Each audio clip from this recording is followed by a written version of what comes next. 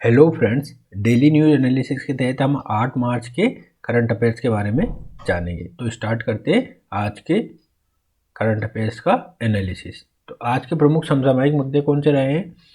पहले, national creators पुरस्कार आज प्रदान करेंगे नरेंद्र मोदी। देखो, ये वीडियो बनाते वक्त थोड़ा मैं लेट हो गया हूँ। तो नेशनल क्रिएटर्स पुरस्कार प्रधानमंत्री नरेंद्र मोदी जी ने डिस्ट्रीब्यूट कर दिए हैं। ये भारत मंडपम में आयोजित किए गए थे। कहाँ आयोजित किए गए थे? भारत मंडपम में, है ना। कल इस संबंध में और न्यूज आएगी, ठीक है। 5 वर्ष तक चीन से तेज रहेगी भारत की वृद्धि दर। तो भारत की वृद्धि दर समाचारों में आज ये प्रमुखता से बनी हुई है, एक रिपोर्ट आई है, उसके आधार पर ये कहा गया है। नेक्स्ट हमारी खबर रहेगी, बिजली सेक्टर में होगा 17 लाख करोड़ का निवेश, है ना। चौथी हमारी खबर है, स्वीडन बना नाटो का 32वां सदस्य, है ना। नाटो क्या है? North Atlantic Treaty Organisation, NATO, है ना। ये अमेरिका के नेतृत्व में है, जबकि रूस के नेतृत्व में, पहले यूएसएसआर जो था उसके नेतृत्व में वार्सा संधि संगठन है ना। और रूस का क्या है? यूएसए का नाटो। ये एक दूसरे के प्रतिद्वंदी है। कोल्ड वार के समय ये चीज़ें बनी थी। तो अब स्वीडन फाइनली नाटो का सदस्य बन गया है 32वां। इससे क्या होगा? स्वीडन पर जो कोई भी इस पे अटैक करेगा तो नाटो देश मानेंगे कि हम पर अटैक है और स्वीडन की उस तरह से रक्षा होगी। लेकिन इससे क्या होगा? स्वीडन पर एक नकारात्मक प्रभाव पड़ेगा। इसे रशिया का सामना करना पड़ेगा, रशिया के एग्रेशन का सामना करना पड़ेगा।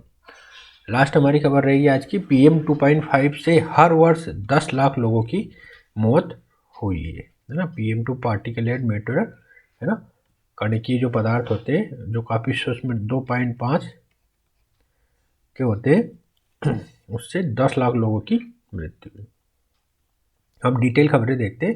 पहले, नेशनल क्रिएटर पुरस्कार आज प्रदान करेंगे प्रधानमंत्री जी मोदी। ये कर चुके हैं, तो मैं थोड़ा और डिटेल में बता दूँ, है ना। ये 20 श्रेणियों में 1.20 लाख से अधिक नामांकन प्राप्त हुए थे इन अवार्डों के लिए, ठीक है। और 10 लाख से अधिक लोगों ने इसमें वोट किए थे। और किस किस क्षेत्र में दिए जाएंगे?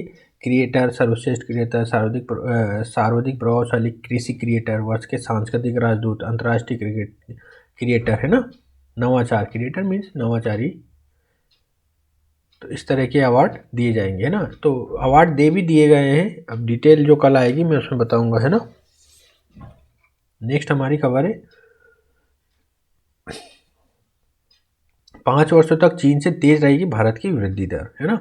जो एक बार्कलेज एक संस्था है, इसने एक रिपोर्ट प्रकाशित की है और उसमें कहा है कि 2024 से लेकर 28 तक 8% की दर से भारत की विकास दर बढ़ेगी, है ना। लेकिन इस काम के लिए भारत को कुछ आर्थिक बिंदुओं पर भी ध्यान देना होगा, है ना। मतलब भारत का आर्थिक सशक्तिकरण करना जरूरी है।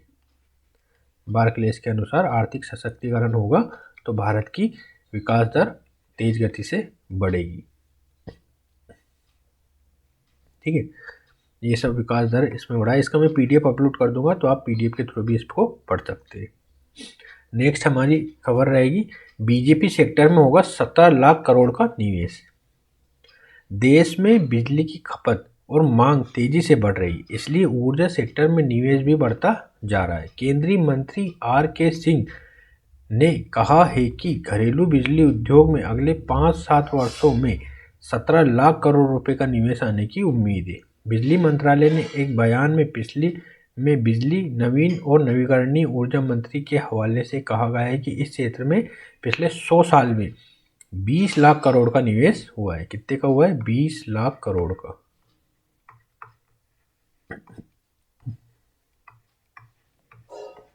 बीस लाख करोड़ का निवेश हुआ है। सिंह ने यहाँ एक कार्यक्रम को संबोधित करते हुए कि मेरे कार्यकाल के दौरान हमने लगभग 3000 नए सब स्टेशन बनाए, लगभग 4000 सब स्टेशन को उन्नयन करने और 8.5 lakh circuit kilometre ST high tension और LT लो टेंशन लाइनें और 7.5 लाख ट्रांसमीटर जोड़ने में लगभग 2 लाख करोड़ रुपए खर्च किए। तो ये पूरी इस संदर्भ में थी। नेक्स्ट हमारी खबर है, स्वीडन बना नाटो का 32वां सदस्य, है ना। वाशिंगटन में आधिकारिक, ये कहाँ पे हुआ है, वाशिंगटन में आधिकारिक प्रक्रिया पूरी करने के बाद नाटो 32वां सदस्य बन गए। रूस और यूक्रेन के बीच युद्ध शुरू होने के बाद फरवरी 2022 में स्वीडन ने नाटो सैन्य संगठन में शामिल होने के लिए आवेदन किया था, जिसे 2 वर्ष बाद कल स्वीकार कर लिया गया है। स्वीडन के प्रधानमंत्री उल्फ क्रिस्टर्सन ने कहा है कि एकता और एकजुटता स्वीडन के लिए मार्गदर्शक सिद्धांत बना रहेगा। अमेरिकी राष्ट्रपति जो बाइडेन ने कहा कि नाटो आज पहले से अधिक मजबूत है। नाटो महासचिव जनरल जेम्स स्टॉल्टेनबर्ग ने कहा है कि स्वीडन के सशस्त्र बल और प्रथम श्रेणी के रक्षा उद्योग में नाटो अधिक मजबूत हुआ है। ठीक है, तो ये नाटो के बारे में है। PM 2.5 से हर वर्ष 10 लाख लोगों की मौत हुई है ना, पार्टिकुलेट मैटर से। हवा में मौजूद सूक्ष्म प्रदूषित कण PM 2.5 की वजह से हर साल 10 लाख लोगों की असामयिक मौत हो रही है। ये कण सांस के जरिए आसानी से शरीर में पहुंच जाते हैं और तेजी से रक्त में मिश्रित होकर बाकी अंगों को प्रभावित करते हैं। शोधकर्ताओं ने चिंता जताते हुए तत्काल इससे निपटने के ठोस कदम उठाना जरूरी बताया है। ऑस्ट्रेलिया के मोनाश विश्वविद्यालय के शोधकर्ताओं का यह अध्ययन द लैंसेट मेडिकल जर्नल में प्रकाशित हुआ है।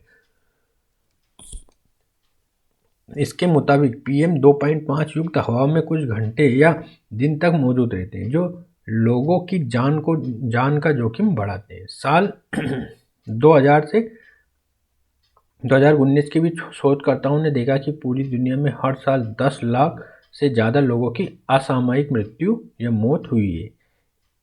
इसमें 65% मौतें भारत सहित एशिया के देशों में हुई, जहां साल के लगभग 365 दिन वायु प्रदूषण बना रहता है। तो ये थे आज के मुख्य जो हेडिंग समाचार पत्रों में आई थी। वीडियो देखने के लिए बहुत बहुत धन्यवाद।